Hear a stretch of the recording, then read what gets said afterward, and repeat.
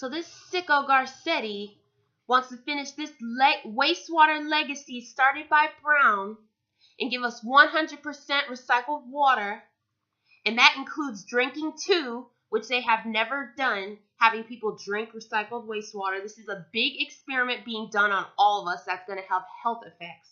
Yet Garcetti can take money to build up Los Angeles, do constant construction. We have the Rams Stadium being built, all this trendy, brand new Silicon Valley style apartments being built. Yet he is going to give us 100% recycled wastewater because he decides that he wants to save money instead of getting water imports. And don't even think that they have not started this recycled water, because they're saying they want 100% recycled wastewater. They've already been giving us a percentage of this wastewater. And I have noticed this. When I brought the Arrowhead large 2-gallon bottles, I could notice a pissy, reeky stench. I was like, you know what? Take this back. As well with the Crystal Geyser water, I can notice with that water, when I smell these gallon jugs, I sometimes can smell like tires. Like they've been turning tires and crude oil into some fucking water or something. Now I want you to watch this clip and listen to the effects that this water can have on our health. This is dangerous. I'm concerned. As all good community members, be a little more careful. Very little research done on them. We don't know the impact. I don't want the legacy to say 100 years from now, why didn't they do anything about it? It's everywhere. It's what keeps our golf courses green, parks lush, and ski slopes white. We're talking about reclaimed wastewater. It's a multi-step process the way we clean our wastewater. That's Brad Hill, the utilities director at the Rio de Flag Wastewater Treatment Plant in Flagstaff, where raw sewage is converted into the same water that keeps many of our parks in bloom. Well, it starts as water from your shower, your sink, your toilet. It all gets collected into our sewer system, and then it goes to various treatment plants. The end product, reclaimed wastewater, which for the past year and a half has been used for snowmaking at the Arizona Snowbowl Ski Resort on the San Francisco Peaks. Marketing Director Jason Stratton says the resort depends on it. We've had 3 natural snowstorms in December, one that was 8 inches, one that was 29, one that was 11 inches. But however, those 3 storms combined wouldn't have been able to be enough for us to open. It's the first ski resort in the entire world to use 100% reclaimed wastewater for snowmaking. It really makes it so that we can actually ride the whole entire season instead of having to take the breaks and stuff throughout. Despite this winter's record-breaking dry spell, Snowbowl was able to remain open, having a ripple effect on Arizona tourism, keeping visitors walking through the doors of local businesses. Chuck Graff, the senior hydrologist at the Arizona Department of Environmental Quality, says boosting the economy isn't the only benefit. Reuse of reclaimed water is a way of conserving water. In the Phoenix area alone, 82% of the total treated wastewater is reused. Most of the rest of the country does not realize the extent to which Arizona is already reusing its reclaimed water. I think it's shocking. I think it's astonishingly high. 90% of the nation's reuse of wastewater happens in just 4 states: California, Florida, Texas, and Arizona. Arizona has about 300 treatment plants, 60% of which reuse wastewater for public services. As water becomes more scarce, Arizona is leading the way in its effort to conserve resources by recycling wastewater. But there's a catch. While reclaimed wastewater looks a lot like tap water, it does contain unregulated chemicals that have some questioning whether it's as clean as it is clear. These are the personal care products we use, the soaps that we use, the other types of compounds that we use that go down the sewer. A lot of these chemicals, there very little research done on them. We don't know the impact. Utilities may be asked, what are you doing about these unregulated chemicals? A utility could say, we don't care. It's unregulated, we don't care. The Environmental Protection Agency calls these chemicals contaminants of emerging concern, or CECs. According to the government agency, quote, the risk to human health and the environment associated with their presence, frequency of occurrence, or source may not be known. EPA is working to improve its understanding of a number of CECs. In Arizona now, we're approaching almost 100 years of reusing reclaimed water, and there essentially hasn't been any really adverse effects from that use. That's one opinion. Researchers at Northern Arizona University wanted more answers, so they put the chemicals to the test. There needs to be more science behind it to better understand how the chemicals in the environment and how the chemicals in us are affecting long-term both environmental and human health. Dr. Proper's research found that these chemicals did have an effect on the reproductive growth of amphibians she tested in the lab. As for its effect on people, that's still unknown. If organisms that are raised in wastewater are having these effects, it would need to have a lot of research behind it, but it suggests that we want to look at what's going on in humans as well. As for its effect on the peaks, we just have no idea how that's going to impact the peaks. Others disagree.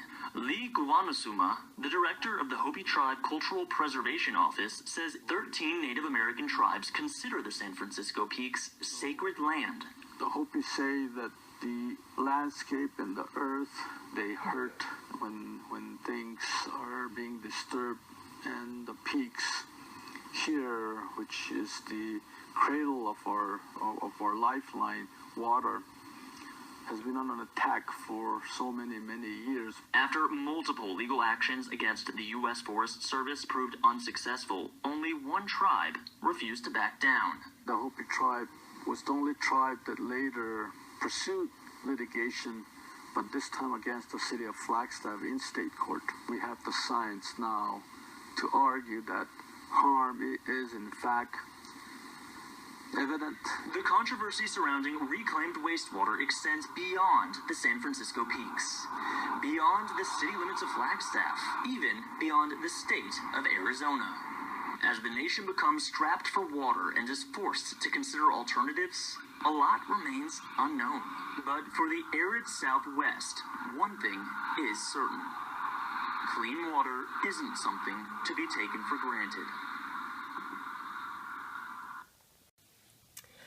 Okay, so let's talk a little bit more about this recycled wastewater. Okay, so basically, if you go on to Wikipedia, you look on here. So the reasons why they want to do this is because let's look at the reasons.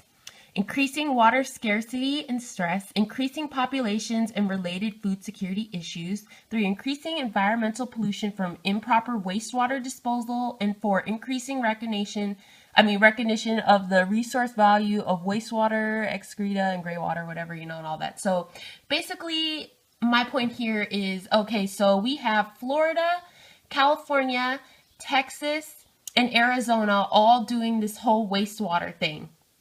And if you notice, those states all have increasing populations. So because the population increases, we are all going to be subject to drinking each other's piss and shit once they make us start drinking this wastewater. Okay, now let's talk about the health effects. So the health effects on here, let me get to that part. Let's see.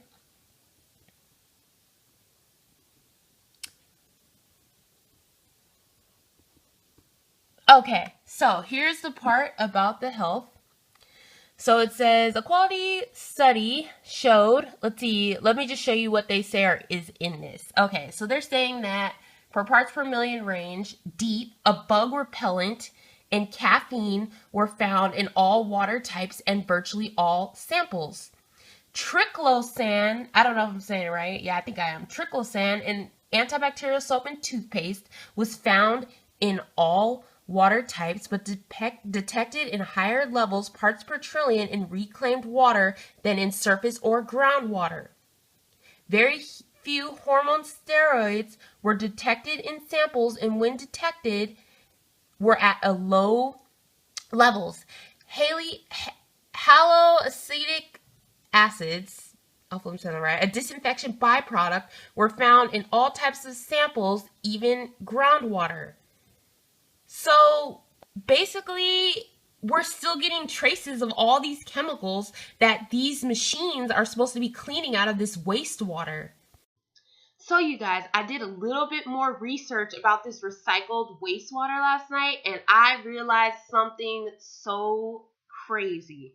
Okay, so if we realize and we look, both in California and Arizona, they both have these wastewater treatment plants, okay? Now, if we look back at the Romaine E.coli outbreak, we will soon realize that these sources have come specifically from the places that are using this recycled wastewater. Okay, there is no way that hundreds of people can just get E. coli like that and it just be caused by a small animal pooping by some lettuce or something. The causes of the E. coli breakouts were both caused by contaminated water in these irrigation reservoirs that they have in agriculture areas that they are growing our fruits and our vegetables with and stuff. So what happened was they took this recycled wastewater, they put it all over the Romaine and all over our produce, and then this outbreak of E. coli. So this recycled wastewater must not have been very, very clean. It must have been pretty dirty, and that's how this has been caused. So if we do some investigation, you will quickly see that Yuma, Arizona, one of the sources of this E. coli outbreak, has a wastewater treatment facility. Okay? This wastewater was the exact wastewater that must have caused this outbreak. Now, also, the other outbreak from the source from California was from El Estero Wastewater Treatment Plant in Santa Barbara, California. So we got a nice good old El Estero shit soup all over our Romaine, which has caused dozens of people to get sick, hundreds. And people are just looking at this wastewater thinking, oh, this is so healthy, we're recycling and all this stuff, and oh my gosh, we're saving energy and going to save the planet and all this. But it is about to freaking kill all of us, and they want us to drink this shit. Jerry Brownstein started this sick legacy. He went ahead and did this. You see this El Estero Wastewater Treatment Center, whatever the hell, breakout. That all happened right before he left office. So he leaves office and takes millions of, gets hundreds sick. These diabolic demon rats never cease to amaze me. They always take lives or do something to harm people. And the craziest thing is this excuse that they keep using, oh, it was animal feces did this or whatever. No, I'm sorry. E. coli comes from human waste. It does come from animal waste, but mostly human waste. And then here we have Garcetti going ahead, ready to continue Brownstein's wastewater legacy and risk all of our lives, and we are all about to be an experiment. Now, if you're not outraged by now, hey, I don't know what to say. I would like to show this video to show the reality of where we're soon going to be headed. Cooking oil in China is recycled from the gutters. Chinese authorities have battled to get rid of gutter oil in the country's kitchens for years, cracking down on illegal oil production rings since 2011. But now it seems the black market oil in street-side stalls could be used to power up airplane engines. With Chinese cooking being so heavy on the oil, some enterprising people thought up a cheap way to produce it, by recycling garbage. First, they scoop up waste containing used oil or animal fat from sewers, gutters, or dumpsters and take it to processing plants. After the mixture is refined and processed, the oil is repackaged and sold to vendors and small restaurants at below market prices. As reprocessed sewage, gutter oil contains carcinogens, which may lead to cancer and other health problems. But with the disgusting oil served up in cheap street eats, unsuspecting foodies may be none the wiser. Other countries have long used recycled oil not for cooking, but for industrial purposes, something China only caught on to in recent years. In 2014, Boeing partnered with a Chinese aircraft company to turn gutter oil into sustainable biofuel. After a Hainan Airlines flight flew from Shanghai to Beijing last March on a 50-50 mix of gutter oil and jet fuel, China might very well turn gutter oil into gold.